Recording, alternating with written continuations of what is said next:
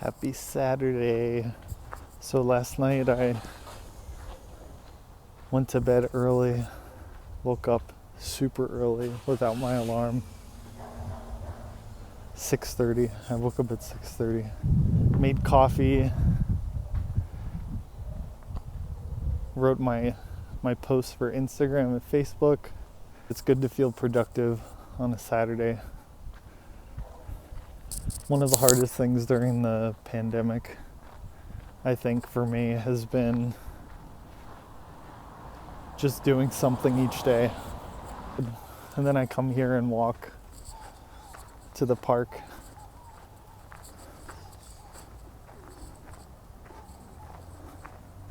With the pigeons. Oh my gosh.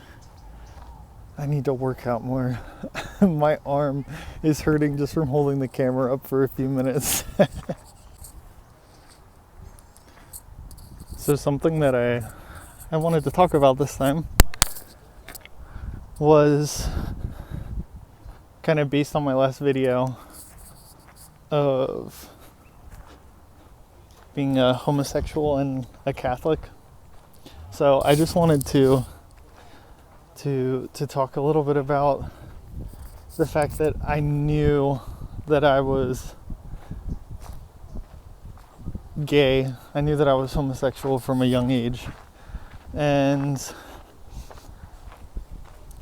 there's a lot of things that we don't know scientifically about really where some of the same-sex attraction might come from. I think that it's very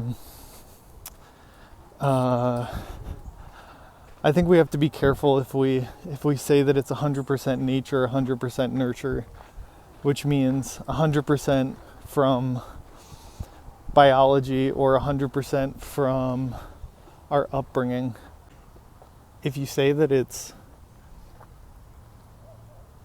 biological, that we are born this way, that I understand why people say that, because they want to go against the traditional structure of things, and they want to say that you can't impose those external constructions on us because this is who we are, this is how we were born.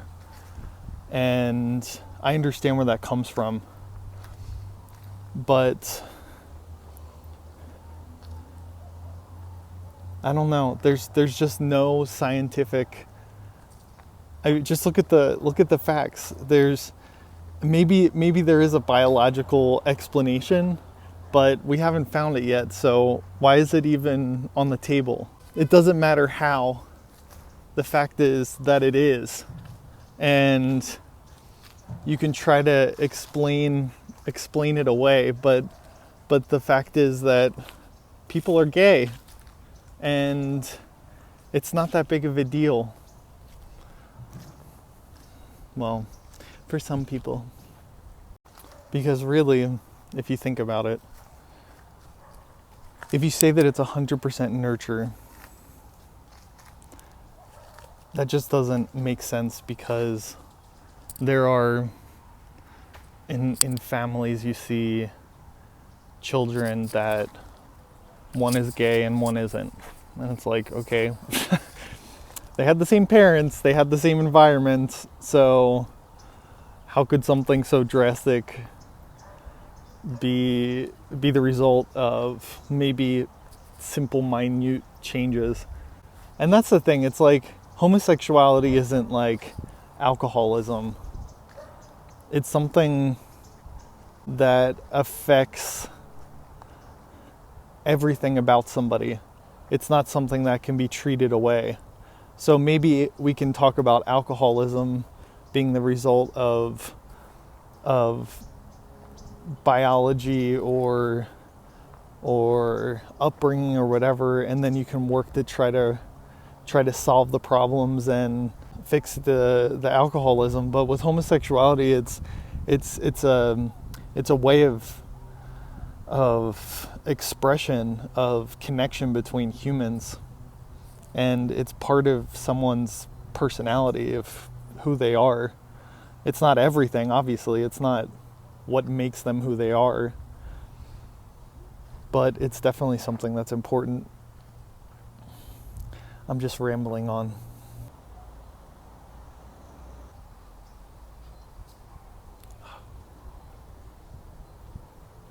So now that everybody is watching me, so I remember when I was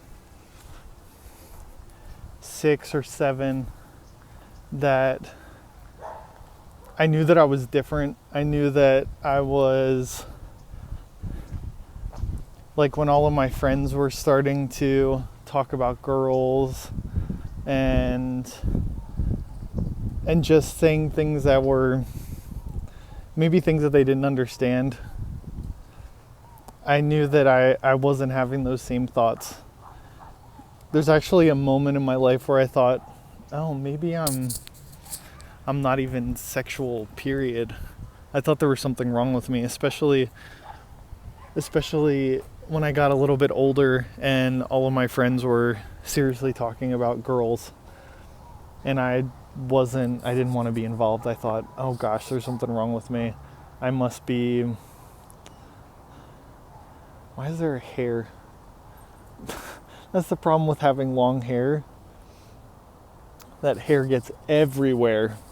Let me clean the lens. So when I was young, I knew that I wasn't like the rest of my friends, but also there was this other movement that was coming that I was curious about men. I was curious about men's bodies, about, I don't know, masculinity. I definitely had that urge, and it wasn't because I came from a family that didn't have a lot of masculine energy. My father was definitely a father. And so I don't think that it's necessarily that. But then as I got older, and especially with puberty, then it was like, oh, no, this is definitely the same as my heterosexual friends, but not. And so around 12, I think children, more and more as time goes on, are exposed to things at a younger and younger age. But I think it was maybe 11, 12 when I started having these feelings. And so that happened.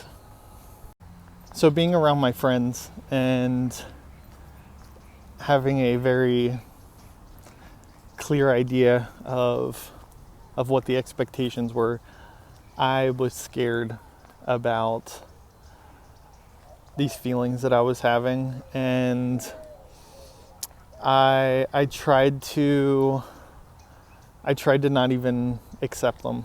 And that was when that's when I was younger.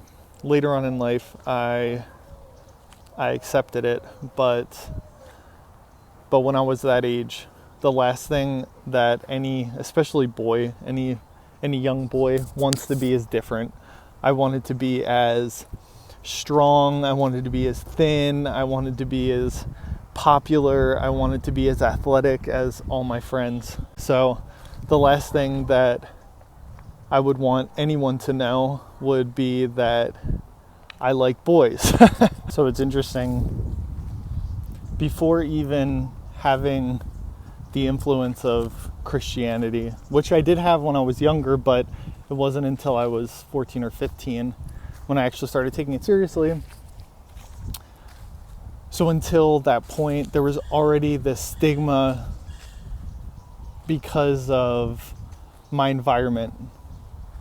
My family is very conservative, and all of our friends in our circle were from the church and really conservative. So there was already this necessity that I felt to conform and to just try to fit in.